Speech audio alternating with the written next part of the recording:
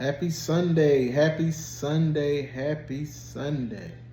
Shout out to all my obesity warriors. Welcome to the week 32 update. We just slid into our 8th month. We're at the beginning of the 8th month. Like I always like to do with all my videos, I like to get the numbers right out the way. Like I said, some people like to wait to the end and make you listen to the whole thing to keep, get watch hours or what have you. But honestly, I'm not here to make money. If it happens, it happens. If I, get to the point where I got enough subscribers to where I monetize, amazing. But, I'm all about, the actual organic quality of what it is that I'm saying and the message that I'm sending across, because ultimately, it's about, the health journey. And if, if the people that respect authenticity are the ones who are gonna, subscribe and stick around regardless of, the numbers that we, put up. And I'm just grateful for meeting the authentic people that I have thus far and those that have subscribed. And I'll start by saying shout out to Round Mound Gazette Bound Charles, because he did a shout out for me earlier today. So real recognize real, that's what we say in our community. So I appreciate that, man. I'm glad, he see, my authenticity enough to where he would recommend people come to my channel. So that's where we at. That's why I'm not concerned about the numbers. I'm not concerned about how many subscribers that I had, the number of subscribers, because in all honesty, it's all about quality, not quantity, right? Again, I'm not looking to monetize, so if it happens, it happens, but that's not my purpose. So, I'm just keep it organic and keep, pushing out, what I feel like is quality, information. All right. So there is that.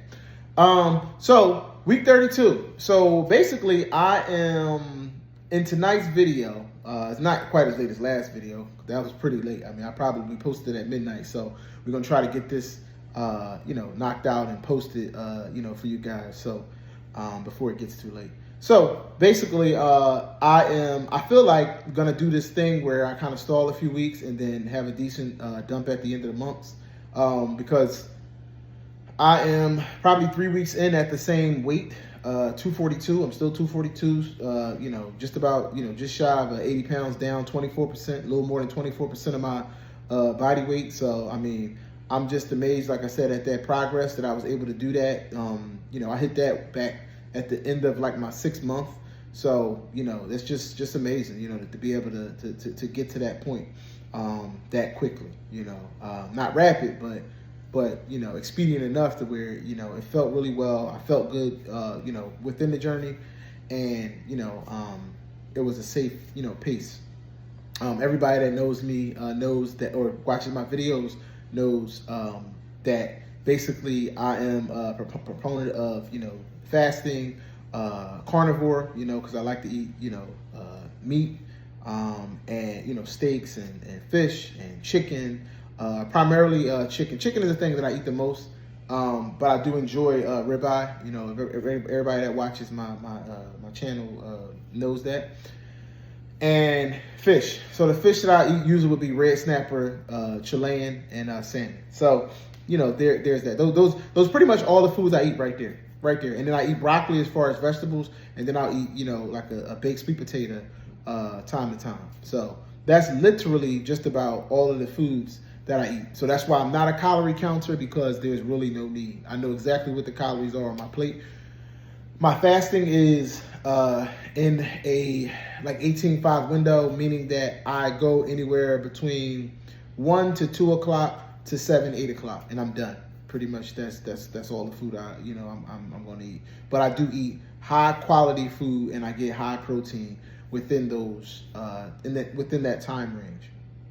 I do resistance training regularly, and all of the take my shot, weekly, all of the things that I posted, it's all about consistency. So what I'm going to do tonight is I'm going to do what I consider like a part 2 of the whole story, because I remember starting these videos in my journey with laying out what was the whole story. but I kind of did it from a standpoint of my child years and kind of stopped when I got to like my teenage years. So I'm going to go back a little bit and bring you back up to speed, just because I really feel like it's a good thing for people to know, like, or learn who you are, when you're, somebody like me that's, very descriptive and I explain everything, because then they can understand how you arrived to where you are once they learn where you came from, right? So I'll get right into it. So basically, when I would say 11 years old, I actually lived in North Philadelphia, right? Which people know to be now. When I'm 44, so if I was 11 years old, that would mean that we're talking about 1992. So if you go back to 1992, actually I started when I was 10, because that's when I actually transitioned into junior high school. Because the school that I went to was a junior and senior high. So I lived in North Philadelphia, which was known at that time as a very, very dangerous. It was known as a dangerous neighborhood in general, North Philadelphia. But where I lived specifically was probably the most dangerous part of that neighborhood. Okay, there was a lot of drug use, and obviously, with that being my neighborhood, most of my friends were drug dealers, and people that committed crimes. I've saw, very heinous things that happened in front of me.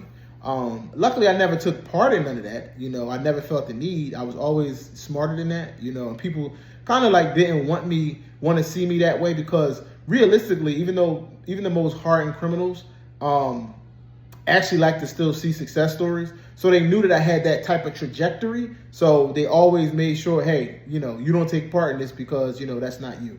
So to just go back to the beginning, like I said, I was 10 years old and I graduated 5th grade, and I moved into North Philadelphia, and I began to, at 10, because my birthday fell in January. So in September, when school started, I was still 10 years old, began to go to and you guys can Google this once you're done with this video, ended up being called the most dangerous school in the United States of America. It was the most dangerous school in the United States of America. That school was Strawberry Mansion Middle and Senior High School. I dare you to go and Google it. I guarantee you'll see these words that I just spoke to you. This is truth. Because like I said, this is an authentic channel. I went to the most dangerous school in the United States of America. Okay? So in that school, a lot of things occurred. Like I said, there was always weapons, fighting, drugs, everything. Anything you can name that was dangerous happened there, right? So you can imagine, like I said, I grew up in North Philadelphia, and that was a dangerous neighborhood. So danger was in school, danger was at home, danger was everywhere, right? And we lived in what they call a food desert. So there was no good nutrition, right? So, we ate from the corner stores. If it wasn't the Chinese stores, it was what they call in New York the bodega. We just call it the corner store, but in New York they call it the bodega. So basically, those were like our main sources. Now, I did live with my grandma for a time, she was Southern. So she used to cook, meals, but this wasn't, on a regular basis, we used to have quick stuff, So that fed into an unhealthy way of eating, right? Because, back then you're making $1 stretch. So we used to just go and get stuff that was probably back then you could get a whole lunch for $2. I'm talking about whole chips and a drink, and possibly a little bit of candy. This is how, far inflation has come, right? So it didn't take much, to have lunch. So now, while living in that neighborhood, obviously I saw traumatic things, and those traumatic things obviously affect your psyche, right? And it causes what later on becomes, depression, right? And a lot of times, you try to feed depression, right? So I believe, at that time, that could have been some of it, but also, you know, like I said, the disease of obesity was something that also affected me. So when you combine those two things, you got the perfect storm. You know, traumatic events, depression, and obesity, right? So all of that stuff feeds into your brain, right? And living in a food desert, right? So it's a perfect storm for poor health, right? So these are some of the things that shaped my way of thinking, you know what I mean? And what it was, you know, that I considered, you know, like the right things to eat, right? Because nobody really taught that, you know what I mean? Now, again, like I said, I started, you know, that junior high at 10 years old. And at that time, what we would have to do is walk from home to school, which in my estimation probably was like three miles. I'll say maybe 3 miles, maybe 4 at the moment, maybe 4 miles. I had to walk from my house to school. Now, mind you, I'm going through dangerous neighborhood after dangerous neighborhood after dangerous neighborhood because you're crossing different sections of neighborhoods. And where I lived to where school was what they call over the bridge. So one side of the bridge didn't like the other side of the bridge. So if you was from the other side of the bridge, a lot of times you had to fight your way to school. You had to fight your way to school, right? I can remember probably, I want to say my second month, you know, going to school, I got robbed twice. And when I say robbed, at that time when I was just 10, it was just taking things that I had back then. We used to have the hats, and there was a period where I used to like San Francisco, the 49ers. So I had like a sweater hat that had the 49ers on there, and that got taken away. Right, some guy just ran up. You know, he's an older kid. You know, I'm 10 years old at the time, and this guy probably was like 15, 16. Ran by and just took it from me. So my mom replaced it. You know, my mom was a CNA at the time. You know, so my dad, he worked for sanitation. So, you know, my mom, you know, said, well, you know, I'll replace it. Don't worry about it. What you think happened? Yep, it got taken. So the second hand got taken too. You know, so that was just the nature of what it was that I was dealing with, right?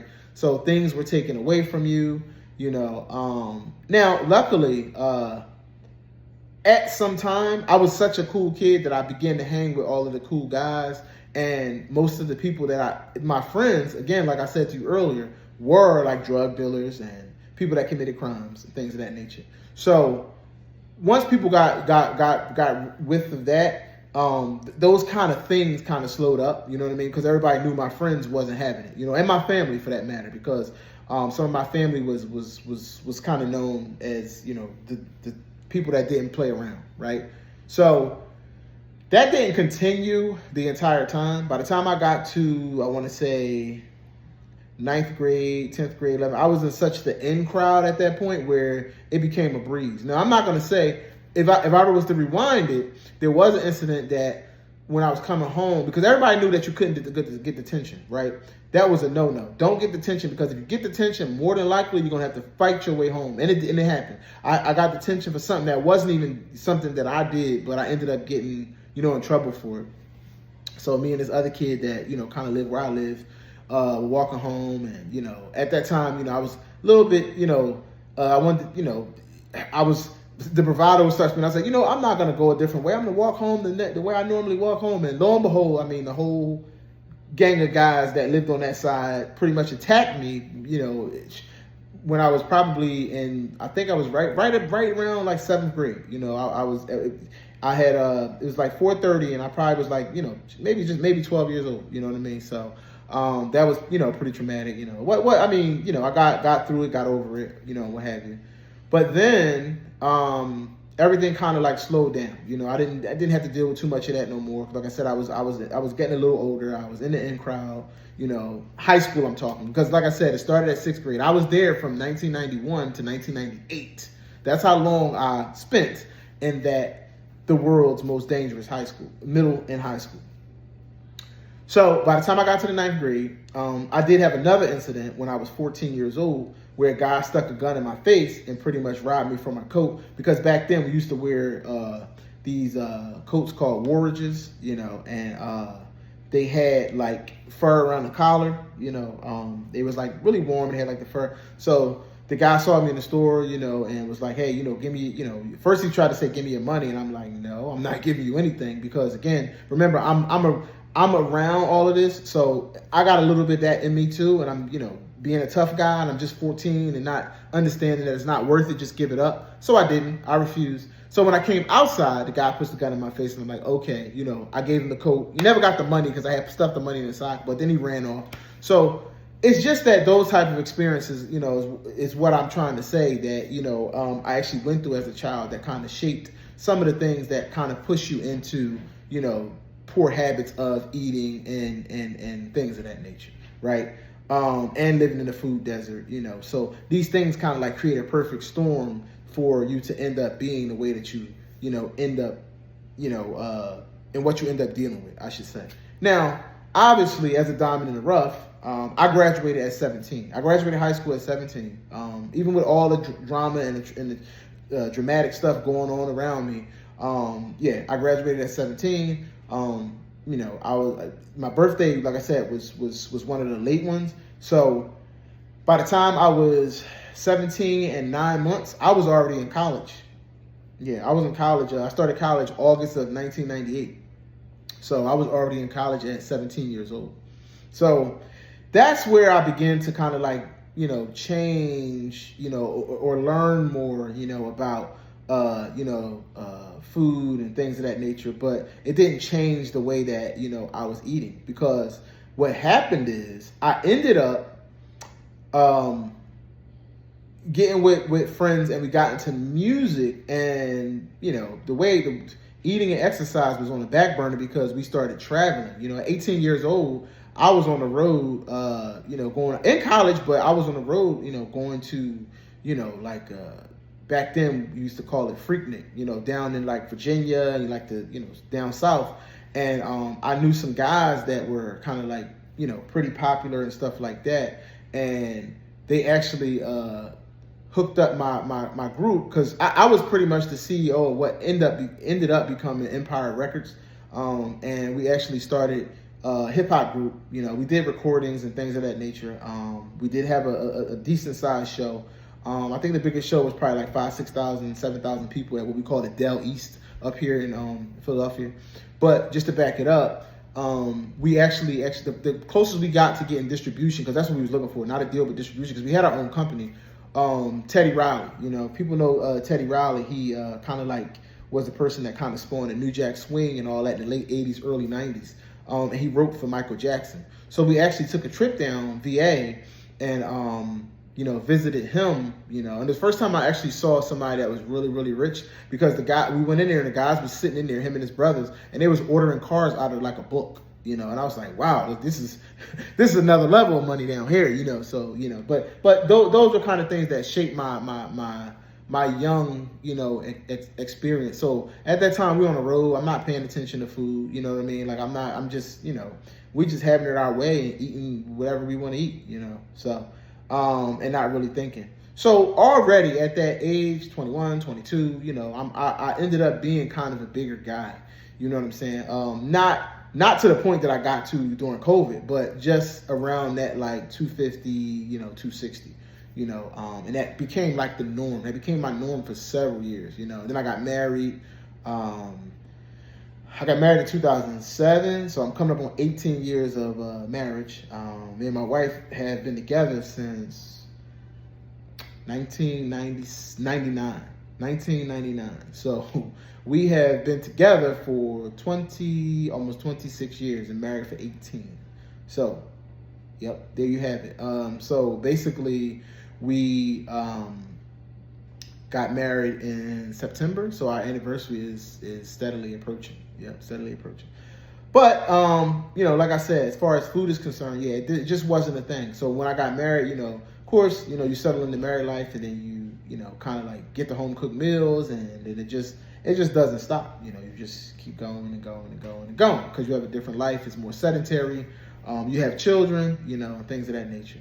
So yeah, that is kind of like part two of, the whole story, what led me into, that size, And ultimately, like I said, me getting to 320 was over COVID. You know, I had never been that big. Because within the biggest I had got was 290, and I tried other things. I had tried what they call 40-day reset, where we had put like these drops under our tongue that was supposed to be something that, you know, kind of killed the hunger. And I actually did lose almost 40 pounds on that. So that's what I mean. I did lose the weight a different way before. I mean, kind of the same, but different, because that was like drops under the tongue, not, you know, a needle. And then I actually tried the work, just pure working out way, and I even lost about 30 pounds on that and built muscle. You know what I mean? So, but it was really hard. It took 6 months and it was grueling. It was like the most hardest mental thing ever, like to just, you know, work like that. But none of those things worked until we, you know, arrived at, you know, Zepbound. And like I said, losing almost 80 pounds to me is just, like I said, simply amazing. So I hope that lets you get to know me a little bit better. And there are a few things I do want to mention before I get to the end of the video. One, just listening to the satiety conversation and people taking a shot in different spots, the legs, the arms, and things of that nature. The one thing I would say about that is when people say that they take the shot in other places and they actually feel like it gives them a better result, meaning like it suppresses their hunger better. I think, well, at least from what studies. So when I say I think, based on what the studies have shown, because anytime I'm saying anything, I promise it's based on a study. I'm not just up here saying what just comes off the top of my head. You are getting better fullness and satiety temporarily. Why? Because there's a decent chance. Now, I don't mean with the pen, with the auto injector. With the auto injector using the nano needles, it's not likely that you're going far enough to do what I'm about to say. But with the actual needles that you receive sometimes, right, the independent needle, you could be going intramuscular and not subcutaneous in the leg and the arm. So that's why I don't really see myself doing either, because I'm very scared of that. I have very small legs, so like they're more muscular than anything. There's really not much fat in my legs, to be honest with you. In my inner thigh, yes, I do have, actually, I feel like loose skin there a little bit, because that's where I had some weight at. My arms, no, I don't have any, you know, even that, like I put a picture up of my arms too earlier, because like I said, I did, based on the scale, gain 0.2 of a pound in muscle, and I didn't gain any fat. So I'm, you know, I put a thing up there asking, you know, did my arms look, you know, bigger? So you'll see the picture if you go check my post out. But no, a lot of people, you know, especially our ladies, they have like some of them who've lost a lot of weight. Some of them have like the bat wing, you know, where there's a lot of loose skin there. So you got to be super careful that you're not just shooting in the skin, you know, or intermuscularly, because intermuscular, of course, you are getting probably more, but the caveat is it's very temporary. It's very temporary. The studies show that it's better to keep going subcutaneously. So if you have a lot of subcutaneous fat within the thigh or the arm, you know, go for it. Even though the arm is very tough. I see people doing it, but it's tough. You're shooting into a lot of skin there, not necessarily subcutaneous fat. In your belly, which I feel like is the best region to just continue to rotate, clockwise, counterclockwise, left, right. I go left to right, high, low. That's what I do. I've always shot in the belly. Subcutaneous fat, based on the studies, help to distribute the medication better and longer. It's a prolonged release within the subcutaneous fat. It's absolutely fine to shoot in the thigh, to shoot in the back of the arm, to shoot in, you know, that way. But that is the warning that actually, you know, should be put out there, is that oftentimes you are not wrong. You're feeling more fullness from doing that temporarily, but it is to wear off very quickly.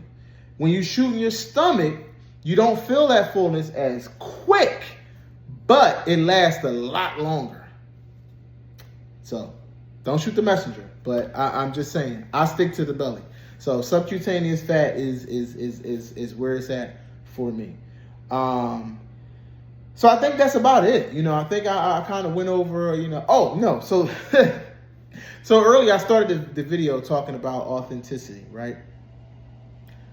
Like anything on the internet, right? You're going to see some things, that you have to question, right? But again, we're not comparing our journeys. We just sharing, what it is that we do and what our journeys look like. However, just be wary of attempting to keep up with certain channels that may appear unrealistic. I'll just leave it at that, because people that are actually on this journey, that's actually been on this journey for a multitude of weeks, months, and maybe a year, know how difficult it can be to lose weight, right? So, and we've had some people, to do amazing things, Charles, myself, because losing 3 pounds a week is like major, it's major, but it can be done. It can be done, especially for bigger guys, because I was right behind that at like 2.9, like or like right at 3 pounds, because I know he was just over 3 pounds a week. I was probably like just under or just at 3 pounds a week, before I hit the, that what I consider, now like, my 24% and like that close to a stall at 80 pounds, right? But I hesitate to say that, like I said, because I feel like what's baked into what's going on with me now is because of my injury, because of my feet and ankles, and not being able to work out as hard as I was working out in the beginning, So I think that's something I hold up to. Like, even though I said that it slowed down, and I'm on 7.5. Let's I gotta put that out there, because I'm on 7.5. I'm not on 10. I'm not on 12. I'm not on 15. And I think that if I was on 10, I would probably be losing a lot faster. And I know a lot of people utilize that when they got to this point in my journey, to lose faster. Which, again, I spoke to some people about titrating back up, while I'm out after surgery. If you go back to my last video, you'll see I'm supposed to have surgery in the beginning of September. So I'll be down for about 10, 12 weeks, not able to work out or anything of that nature. So I really just have to watch my diet. But I am going to think about titrating up just to help me during that period not to gain weight, because I don't want any setbacks. Because by the end of this year, and I go into my 1 year, which will be January 6th of 2026, I would like to be at least 100 pounds down. I want to get to my 220, which was my original goal, by January 6th. So, I would like to be at that, because that would take me out of obesity. And that was always my plan. Anything beyond that doesn't matter. Whatever happens, happens. I get 210, I get 200, whatever. Again, don't care about Wonderland. If I get 200 or 210, if I don't get it, so be it. 220 was always my goal, and I think I can do it, because being at 240 is just 20 pounds. And I think I can do it with a good, strong workout, good, strong working out once I'm, healed from my surgery and being on 10. But my point was, there's some freaky numbers I'm seeing out here, so I just say, watch out. Because my point was, if me and Charles are doing all the stuff, taking the medicine, titrating up, doing everything, and again, not comparing your journey, but, seeing these, and to just put it in perspective, I'm talking about 10 pounds, 11 pounds a week, across, a couple of months. Like, and you do the math. You're talking about 70, 80 pounds. What I've done in 8 months and maybe a month or two. Like that's not, I don't, and then, I feel like, there should be like before and afters and things like that. We see before and afters like on most of our pages. So that's the other thing. So again, like I said, just be careful. And the whole point of this is, don't compare yourself. Don't try to keep up with things that you see like that, because oftentimes it's not authentic and it's not safe. I don't want people to think that they should do that. If I didn't lose 10 pounds this week, because again, I was losing 10, 11, 12 pounds a month, not a week, not a week. So, and again, some people may do well, well enough to lose a lot, but generally that's for maybe the first few weeks, maybe a month, maybe if we want to stretch it, 6 weeks or so. But you ain't going months and months and still continuously losing, 10, 12 pounds every, 80, 90 pounds in 2-3 months. Like, first, it's not safe, first of all. but it's just not, it's not realistic. Like, you know what I mean? But it's out here. It's out here. I'm seeing it, you know, out here on the YouTube streets, as they say. So please do not try to emulate something like that, because I really don't think it's real. All right. So I mean, there's that. You know what I mean? It's just something, like I said, that's a safety thing. You know what I mean? If it's accurate, I mean, more power to them. You know, again, it's not safe. That is not safe at all to lose that much weight that quickly. But you definitely should be looking a lot different if you're losing that much weight. You know what I mean? That quick, you should look a lot different. And it be, you know, you should have probably some sort of before and afters. You know what I mean? Because that's a lot of weight. You know, 10 pounds a week is insane. 10, 12 pounds a week. You know, beyond your first month. Your first month, it can happen. It can definitely happen. It can definitely happen in that first month. You know, I lost 15 pounds in the first month. So if somebody lost 30, it can happen. You know what I mean? It's possible. But if you're losing 40, and then next month you lose 40 again, that's like insane. Like, you know what I mean? Absolutely insane. So that's just, you know, there's that. All right, so like I said, you know, that's pretty much it. Just wanted to hop in, you know, update week 32, you know, tell you a little bit more about my journey. And, you know, if you're new here, please like, subscribe, and like I always like to end all of my videos, obesity warriors, stand up. We're in it together. Later. Have a good night.